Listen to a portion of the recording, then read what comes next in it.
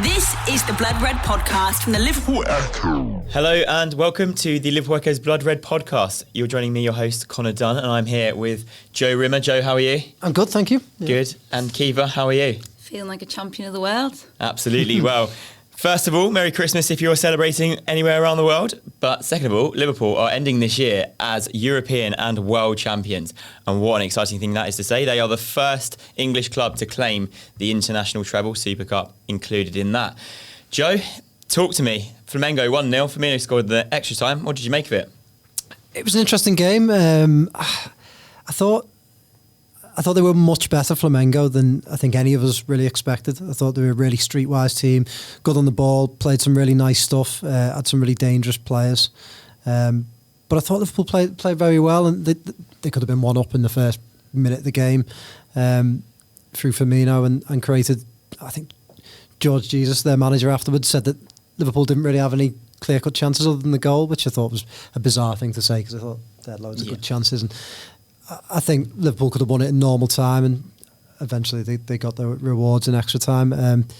Made up, yeah. I think as the game went on, it felt more and more important, and the more you sat there, you more, just like the Super Cup really, the more I thought, I want them to win this. I really want them to win this. And, you know, I kind of wanted it going in, but didn't quite realise how much I wanted it until the game was flowing. But yeah, it was good, and I thought Liverpool played very well. Their big players come to the fore again. I'm sure we'll discuss them. Gomez and Alisson, excellent in defence, and I thought Firmino was very, very good.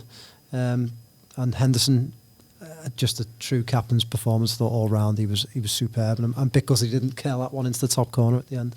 Absolutely. Yeah, well, there were some excellent individual performances during the game, Kiva, as Joe just mentioned there. You know, Gomez was superb, and we know we've written a couple of pieces about him on the Echo website, but how important is it that he has stepped up in his time, and how important was he for this World Club Cup win? Yeah, well, absolutely important, because we would have had Jordan Henderson there again he was in the semi-final, and it was difficult to watch. As much of a good performance Henderson put in against Monterrey, it weren't enjoyable, was it? It's enjoyable watching Van Dijk defend. I enjoy that. That's a hobby of mine, pastime. But watching Henderson defend, I didn't really enjoy it. Watching him defend in the midfield when there's a row of defenders behind him, that's okay, but as a centre-half, please never want to see that again. So Joe Gomez being there, he almost became the Van Dijk in the semi-final, shepherded Henderson through the game, which was bizarre, you know, and I feel like that's the effect Van Dijk has on, you know, his teammates. He sort of like, a couple of times in the final, I looked at Gomez and thought he was Van Dijk for a minute, the way he was shuffling on the ball and, like, you know, just edging defenders out, attacking players out the way. And I was like, he's very much like, his frame is almost, he's learning from the best, so he is becoming the best, which is great for Liverpool, and obviously great because we don't have any other defenders. But I was really impressed with Liverpool. I thought over the two games, they weren't in control of the games at any point, but in control of them at the same time, which is bizarre. The semi-final, I think you always knew. It was weird because the goal was literally in the last minute of the game, but you always knew it was coming. This is that Liverpool team, and again, Firmino pops up again, but you knew Liverpool this isn't going to penalties. We just need a little bit more extra time, you know. And obviously, Firmino stepped up and got the winner again. So yeah, just marvellous. I didn't realise how good it would actually feel to win it. It felt like, is it going to feel a bit like, I don't know. And then as soon as we won it, I was absolutely made up. It just feels like, whoa, this is going to be just a good feeling, you know, going forward, knowing that Liverpool have won a treble after years of just that League Cup medal on its own. Yeah, absolutely, Joe. And I think in the end, probably for Liverpool, is a bit of superior fitness that told. It was a bit of just superior quality, really, overall as well. What sort of a boost do you think this is going to give those players coming back, you know, 10-point lead, going to Leicester, Leicester coming to Anfield on Boxing Day? How much do you think this is going to affect them there? I think they'll be tired. I think we shouldn't get away from that, and I think Klopp will need to rotate. But I think I've always felt that winning trophies breeds success. You know, you win a trophy like the Champions League, and you can see that this team has grown since that final. You can see that it's exactly what Kiva was saying. You're watching that game, and even as fans, we're watching it thinking that they're going to win this. Eventually, they'll find a way through, because they always do.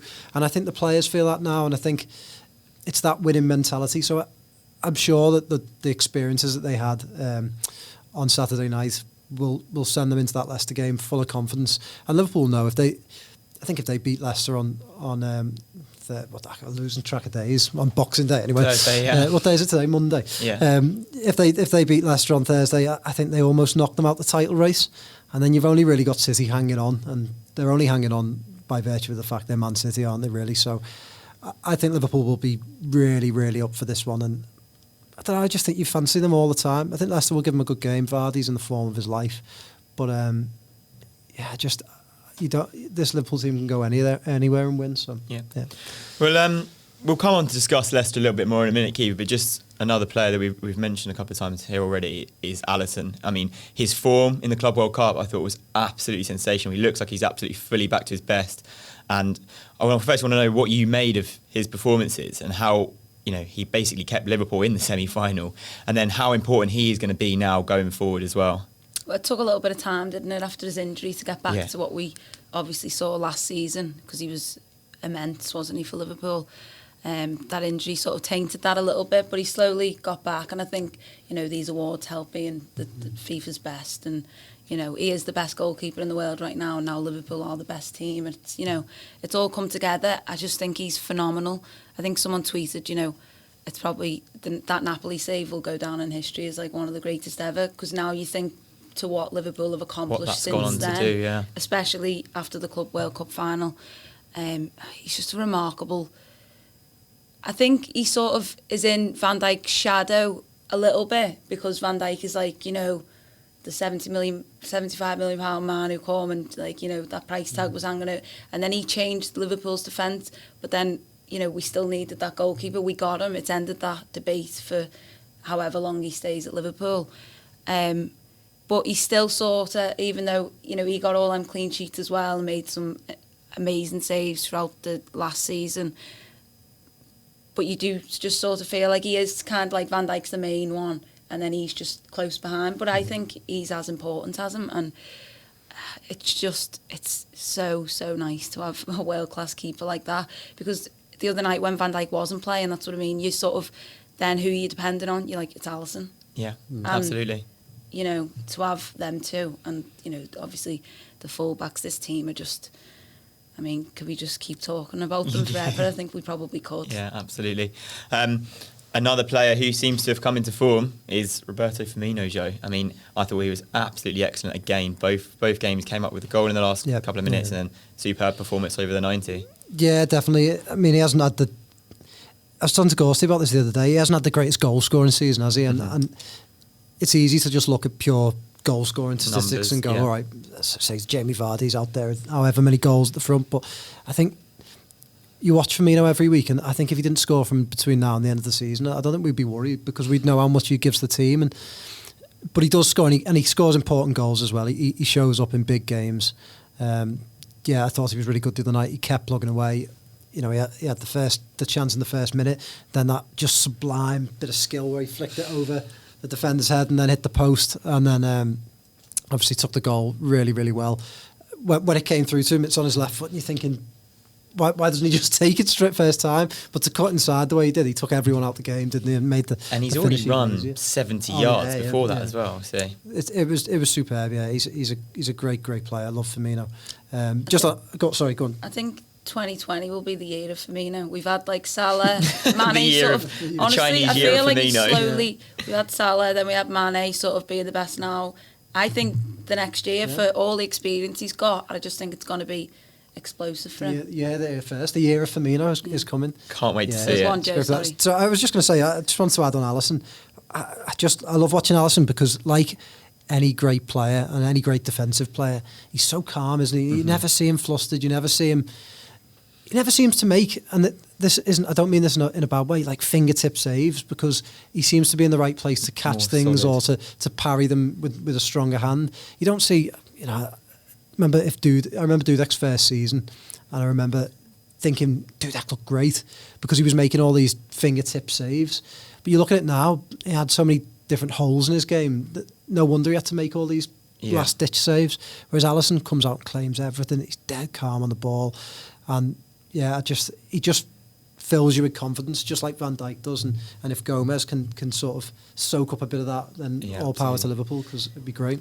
Yeah, but with the calmness and confidence of Alisson, I remember back to Leicester when he flicked it over Iheanacho's head, and I was just like, "This is a keeper. He's got so much about him. Like you just feel with him in your goal. Even if the defender's 1-on-1, you're thinking well, he's probably still going to save this." And it's a feeling we've not felt for ever really in my life.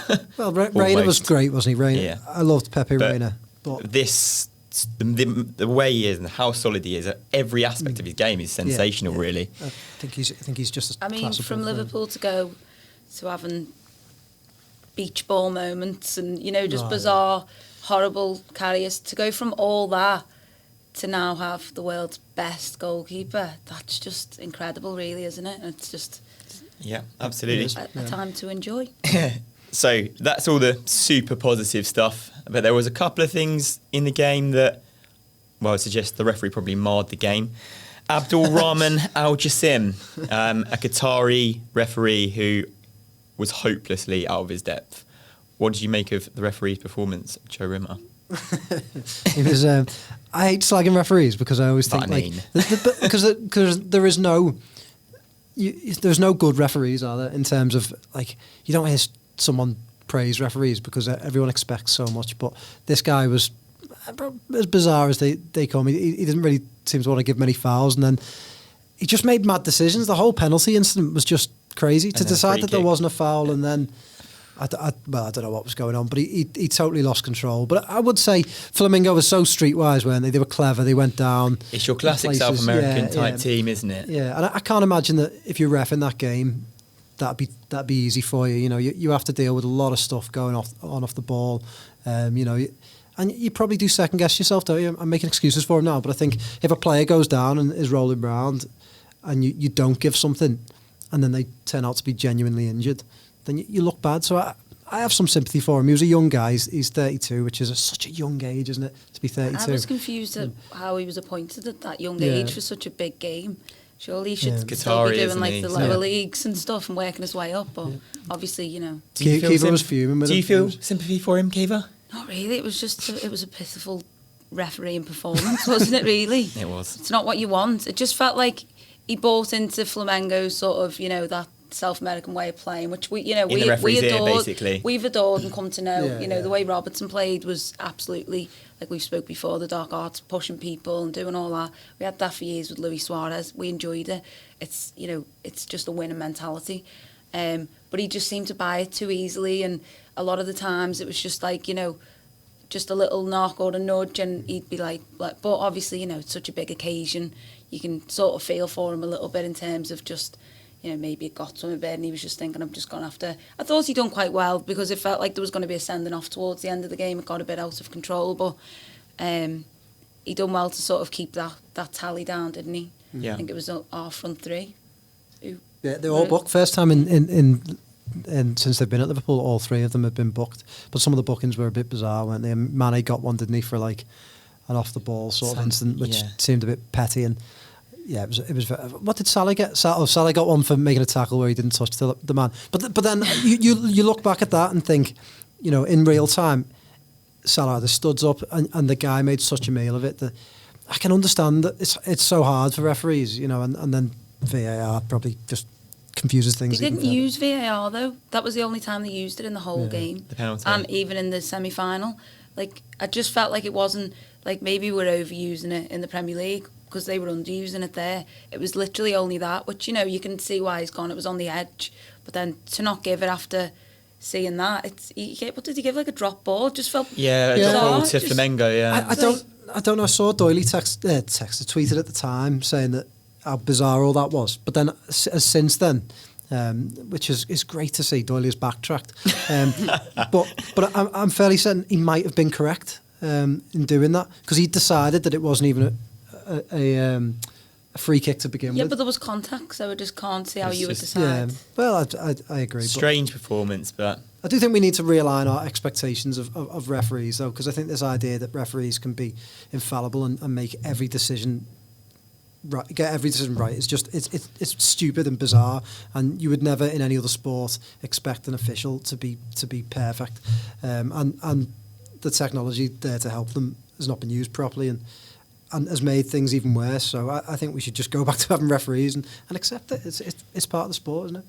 I agree. I agree we should have a lower expectation of what a referee can achieve in a game, but that as he was bad. Yeah. was just terrible. Anyway, another small issue for Liverpool, the celebrations afterwards.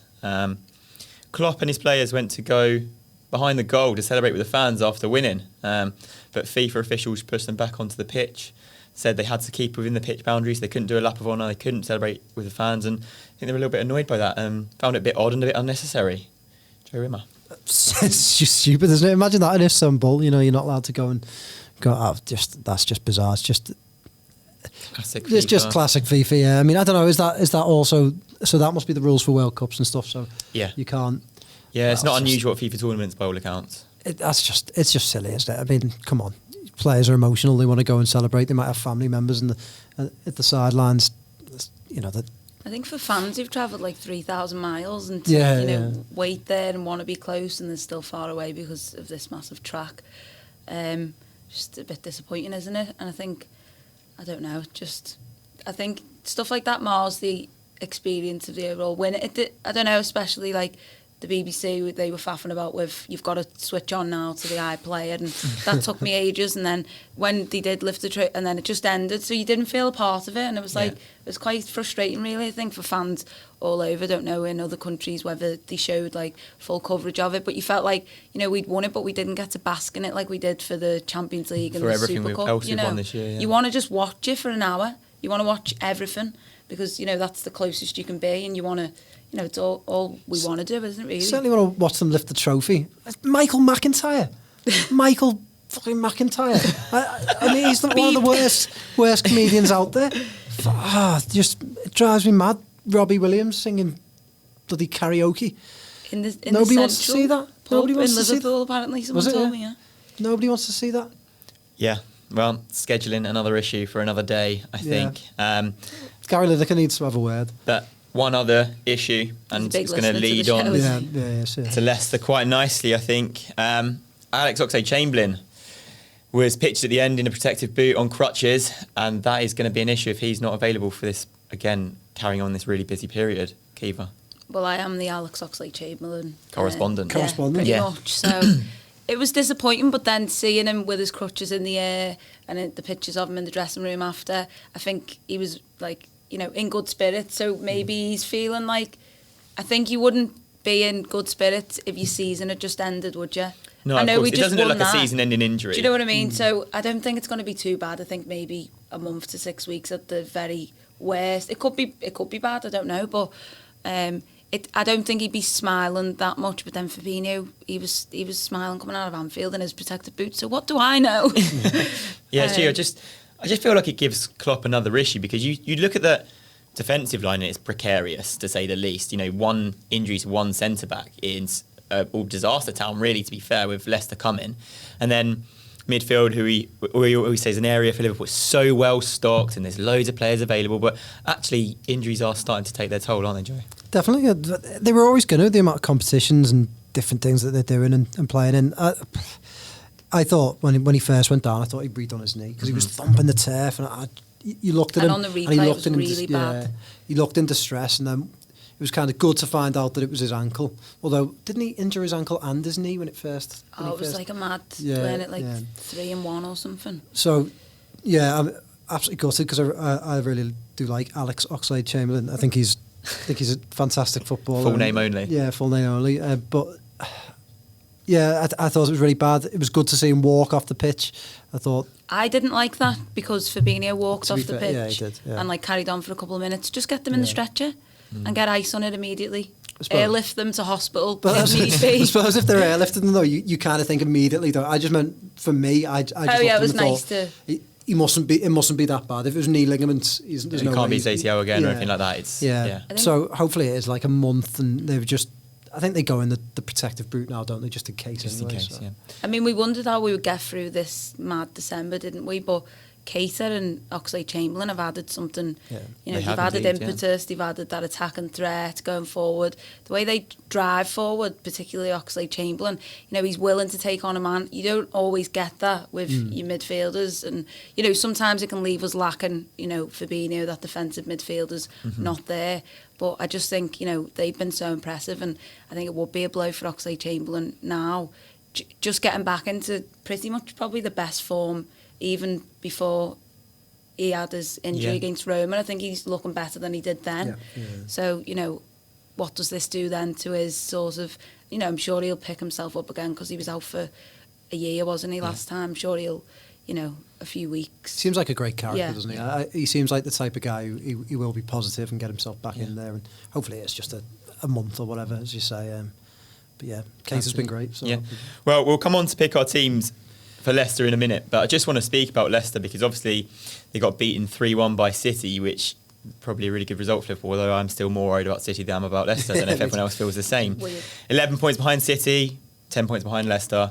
No team has ever lost a 10-point... Leicester lost the Premier League with a 10-point lead on Christmas Day apart from Newcastle. You would think this is Liverpool's year, but I think they need to beat Leicester on Boxing Day, and I think they're pretty much there or thereabouts. Joe, what do you think, and where do you see Leicester's threat coming from? I know Vardy's obviously in sensational form. I don't think they need to beat Leicester. I think a draw. I think a draw is a good result for Liverpool. It keeps Leicester away. I don't think you want to lose because you don't want to give them hope. But Leicester, I don't mean this disrespectful to Leicester. I think if you were playing City and City win and cut the lead down to what that would be 7, then City would believe that they could come back into that. I think with Leicester, I still think 7 points. It's a lot of. You're riding on, you know, they've just had the most phenomenal run, but it was better than anything they had in the title winning season, wasn't it? So the best run in their history in terms of consecutive victories, and they find themselves 10 points behind in this game. So I just don't think Leicester can catch up. I don't mean that disrespectful. I think they've had a great season. I love Brendan Rodgers, think he's a great manager, but I don't think they can catch up. So I think a draw does Liverpool nicely. Does it give City a bit of hope? Possibly they get to within, I think, 9 points would they, but if they won, but Still got a game in hand. yeah, still a game in hand. I don't know. I think I'd be happy with a draw. I'd take a draw now. I think they're a threatening side. Leicester City were at home the other night, so yeah, I think Liverpool's exertions over in Qatar, I'd take a draw now. Happy with the draw, Kiva? No, I want to win. I'll get slaughtered. She got all the praise. Yeah. No, keep on. She slacked the ref. So now I'll get slaughtered for saying he was all right. And, Listen, I think the way we won at Anfield, Leicester obviously Milner scores that last minute penalty. You know, that was lucky. So a draw would be probably a fair result on the overall balance of play in terms of Leicester probably didn't they looked good in the second half of that game, and they probably didn't deserve to lose it in the way they did. But you know, as are Liverpool, this ruthless, relentless team now, that's how they do it. But I think you've got to just shut them down now. You've just got to say, Leicester, no, you're just not in the title race anymore. Like that's it. Yeah, it's over. Yeah. Goodbye. Have a great rest of the season. Good luck in the League Cup. Whatever. Just end it. Good luck, Brendan. See you later. Yeah, just end their hopes, and then that'll sort of then just like, you know, like ricochet onto like City's hopes of winning, because they'll be like, well, Leicester, you know, and then that just puts them a little bit back, almost. I mean, you know, them going second again would make them probably feel that they were in the title race. But they're just so far behind that I don't think it really matters. I think as long as Liverpool is 6 points clear at any point in the season, I think they'll go on to win the league. So just a point would be great, because you've just got to stay above that, I think. You know, that double jeopardy of like losing 1, losing 2, and you're back where you are. But a point would be, it would keep it at 10, wouldn't it? And then Liverpool would still have a game in hand. Massive, isn't it? Yeah, look, I totally understand the point. Obviously, I think a win, I think Liverpool are almost home and dry, basically. It's crazy to say, but you know, you're 13 points clear as second with a game in hand. And like that's just an unassailable gap, I think, to be honest. The way Liverpool are playing, the way they've got. But I do totally take the point that I think so many fans would take a draw. And I would take a draw. If someone said, right now, Boxing Day draw Leicester, you go, yeah, all right, fine. I'll take that, get out of there. Because, I want to ask you about this, Leicester are, before the City game, comfortably the most informed team in the Premier League. And they are a real threat, aren't they? Yeah, massive, yeah. I mean, Vardy is in the form of his life, and I think, you know, a split second you switch off at the back and he can hurt you. So, and they are they're a really good side, and Rodgers will be well up for this, and they'll be up for. They won't want to lose 2 in a row, will they, and completely fall out of this race. So, as far as them being home and dry, I've been hurt too many times, Connor. I can't. They won't be home and dry until Klopp's got both hands around that trophy, because it's too hard to think that they could be that they could be home and dry at this stage. But yeah, I do think if they win, it's massive, and it will hurt City. I think Caoimhe made a good point there. I think if you're City, you're looking at this game, aren't you, thinking drop points now? Liverpool. Yeah. Drop points and we can get back into this. We can start coming back into it. If they don't drop points, if they get all 3, then City will be thinking, maybe let's just go for the Champions League, because let's give up the ghost. I don't know. Absolutely. Right, teams then for Leicester firstly. Alisson in goal, clearly. Number 1. Yeah, number 1, yeah. Left back, Andy Robertson. Right back, Trent Alexander-Arnold. No question. Yeah. Van Dijk and Gomez in the middle. Yeah. It picks itself. Are we going to pick this team? Are you? I mean, they're the obvious, right, yeah. your obvious you solutions, just do it aren't and they? we'll say yay or nay. No, but then you've got your midfield to think about, and I think it really does need a thought, doesn't it? Because there's some injuries, there's some issues. Joe, who are your 3? Hopefully Wijnaldum's back. So Wijnaldum, Henderson, I would still play. And I'd probably play Keita, because I think he's in good form. I think he looks a threat. He gives Liverpool a different dimension. It will give Leicester something else to think about. They're a weird team, aren't they, Leicester, in sense that you don't want to overcommit against them, because that's their bread and butter. And they are a great counter-attacking side. And I suppose if you have a more attacking option in midfield, that does... Actually, saying that, I think he might go for Milner. Yeah. So I think Henderson, Wijnaldum, Milner. Milner's my pick. Yeah, me. Just for that safety. Just sort myself out. Yeah, I think Keita has been great, and I don't want to see him rested, but I can't see how you don't go for that famous trio of Wijnaldum, Henderson and Milner. It was once known as the Brexit midfield, wasn't Yeah. it? Which I don't think anyone says that sort of stupid thing anymore. No, certainly not. I think, I take your point on Keita, but I think just for this game and the way Leicester attack, it is that 3, isn't it? And I think if you really want to go and you think Leicester look vulnerable, 20 minutes to go, Keita comes on and, does add something different. But I think, the 3 But are... is it a worry for Wijnaldum in after too much? He's obviously had a little problem. And but wasn't he close for the final? He was, by all pressing, accounts. So, was he on the hopefully- bench? Yeah, he was on the bench. So that's, Positive sign. So hopefully a few more days training, bit of rest. Didn't have to come on in that game. Yeah. He'd be all right. Yeah, absolutely. Front 3, are you going the front 3, or are you considering Origi or anyone else? I think Origi for the following game, and I think you want your front 3 in this. Yeah, definitely the front 3. I think it's just nice to see them be able to. I think Klopp's almost done it as a way. They didn't have to. The only game they played together in the past, run of fixtures is the final, isn't it? I'm sure. Possibly, yeah. I'm not too sure. Yeah. We'll have to check that one, but I feel like it is. So to have them, I think, primed again for this game, and then again, we can start rotating towards, getting into New Year then. Yeah, absolutely. Full firepower and firing away, hopefully. Yeah. Score prediction? I'm going to go for 2-2. Yeah. Wow. I don't know why. I think 4 goals. Yeah, 2-2.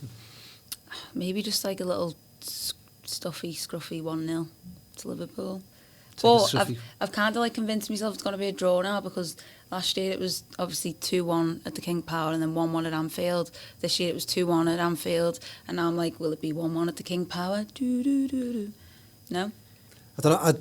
You lost me. I was just thinking scruffy 1-0 I'd take. Yeah, the Liam Thorpe. I'm thinking probably 1-1 draw. 1-1 draw. Yeah. Take a 1-1.